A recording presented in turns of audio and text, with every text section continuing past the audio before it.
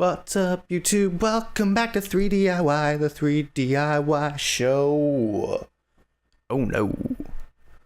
Yeah, that's right, I just did that. Anyways, welcome back to the show.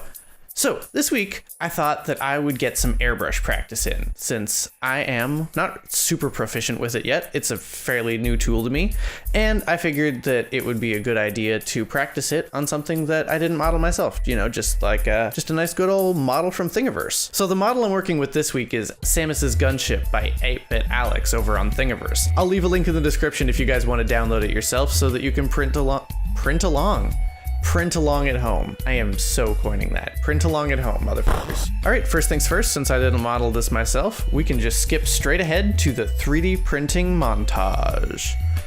3D printing montage.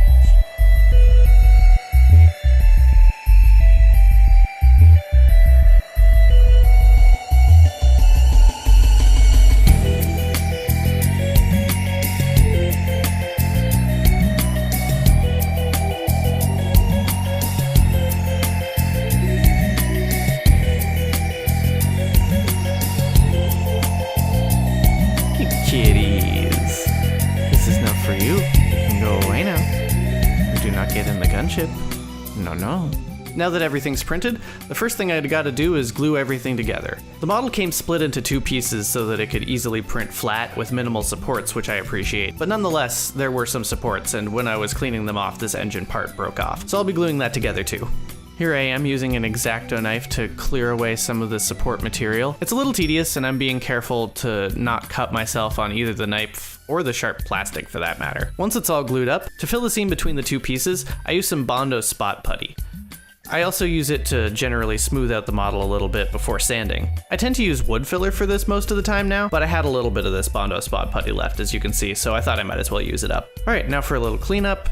Just some casual sanding. Honestly, I didn't focus too hard on the sanding for this. You can still see a lot of the layer lines and stuff, and I don't really care. I think it looks cool. It's just, just a low pressure model today. I don't feel like making it the craziest, most smooth print I've ever created. All right, once that's about as smooth as I want it to be, it's time to get the airbrush out and start painting. I'm gonna start off with a black base coat, and then I'm gonna paint the whole thing white. My idea here for this first painting attempt, and there are gonna be several painting attempts because, it's kind of an experimentation day. I feel like just messing around and seeing what looks best, and I'm not afraid to make a couple of mistakes along the way. So, experimentation day. So I paint the gunship white, and I follow a technique that I saw on YouTube a good couple of times in some model painting tutorials for Warhammer and stuff like that. And so what I'm doing is I'm just kind of adding a pre-shaded base layer to add dimension to the model once the next layer is painted on by adding some black shadows on top of the white and just generally making sure that there's like a grayscale underpainting. This is a good technique, although it didn't end up affecting the model in the end too much. Here I'm playing with different colors of green and blue to see what looks best on the visor. I'm starting with the visor because I'm going to be able to mask that off and then paint around everything else afterwards. I start with kind of a pale green, and then I don't really like that, so I work my way towards a little bit more of a bluish hue. I ended up liking that pretty well. Alright, once I get that to a place I'm happy with, I'm going to tape it off and then cut out a nice clean mask with an exacto knife so that gets preserved for later. Now I'll just mask off everything I don't want to be orange. My first attempt at a body color doesn't turn out exactly how I'd like it. It looks kinda okay on camera, but it's got this sort of sickly green transparent look, and I'm totally not happy with that. So at this point, I decide to move away from the metallic look and move straight to a sort of a flat orange cartoony style. This looks pretty okay, but it's definitely not what I'm gonna end up with at the end of this video, that's for sure. Alright, now that I've got my nice pumpkin base layer sprayed down, I'll just peel off the windscreen and oh yeah, that looks so good. Look at that nice shine next to that flat orange. This flat orange space pumpkin does kind of grow on ya, but it is massively lacking in details. And honestly, I think that that's kind of a fault of the model. I would have liked to have like some panel lines and stuff just like baked right into the model. But as it stands, it's not really given me much to go off of, and I like these examples of Samus's Gunship where it's got a lot of detail, so my first inkling is to draw that on with a marker. That really quickly killed the marker, which is unfortunate because it was doing the job fairly well at getting a nice consistent line.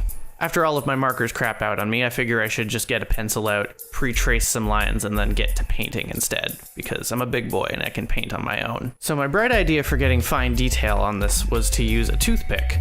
Now, that seemed like a really good idea at the time, you know? A toothpick has a really nice fine point. And look at this, that's working really well. I'm getting some nice crisp lines, but oh, why is that stopped being crisp right around here, didn't it? Oh, those lines are all splotchy. Guess what happens? So if you use a toothpick as a paintbrush for too long, the wood starts to soak up the paint and it gets squishy and it loses its fine point. And I just did not realize that until I was well into this paint job. And when I looked up from my haze, oh, wow, that's bad. Look at that badly painted space pumpkin.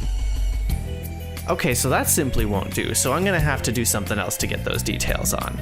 Since my initial inkling was that I would have liked to have these details, actually engraved in the model in the first place, I figured the best thing I can do is take my Dremel out and carve them in myself. Which means none of this was wasted work, except for maybe the painting when I already had the pencil detail. But let's not worry about that. Using this nice wide-angled grinding bit, I carve in all of the lines I can access, and then for the less accessible areas, I'm going to come back in it with this small pointy Gurren Lagann-esque drilly bit. Once I've carved in all the details, I'm going to paint this black again and start from scratch, so that I can make sure that there's dark paint in all of those crevices. As much as I love the space pumpkin, I find myself missing the more metallic sheen of that original attempt, so I mix myself up a new color.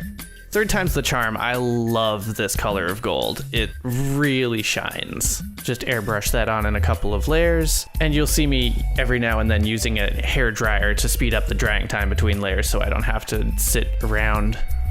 Because I'm impatient, y'all. I want to get this video out to y'all. Side note, why would a Canadian say y'all? Now that the gold base is sprayed down, I'm going to paint all of the areas that I don't want to be gold, namely the back thrusters and the base. For this, I mixed up a very, very, very dark blue. It's kind of mostly black with just a hint of blue, which contrasts really nicely with the gold of the hull of the ship, since gold and blue are opposite colors. I paint in all these little vent details, paint the bottom of the ship all black and blue. For some reason, I remasked the windshield just in case I could keep what I originally had done, and honestly, I don't think that I'll regret that too much. I like having the green here as a base coat, so I don't have to do much work. Alright, for the new windshield, I'm gonna mix up a couple of colors and hand paint this time. First, I start with a medium green for the whole windshield, and then I mix up a couple of lighter and darker colors, making sure that there are highlights around the midpoints of each window panel and darker areas around the edges of the window panel. This adds some nice depth. With a small paintbrush and some red paint, I add these details to the base of the ship on the thrusters, and now that's looking good. But it's a little too flat, so it's time to get some weathering done to make sure those nice details I carved in pop. As per the classic technique of weathering, I mix some black acrylic paint with a lot of water, and I just slop that all over the model, getting it into all of the crevices, and then wipe off all the excess with a paper towel. I do this a couple of times until I'm sure that I've got all of the crevices properly covered, making sure not to overdo it. Just in case I overdid it on the weathering with that last step, I take some of that gold paint that I mixed up from before and I dry brush it onto the higher surfaces, just to make sure that I'd have some of that pure color still present on the model. I want to display this gunship floating a bit, since the bottom of the ship looks pretty cool. For this, I'll use some armature wire, bend it up around the base so that it'll fit into this groove in the bottom of the ship, and then I'll just kind of stick that into a plant or something, I don't know. And with that, the gunship is done ship. Check it out.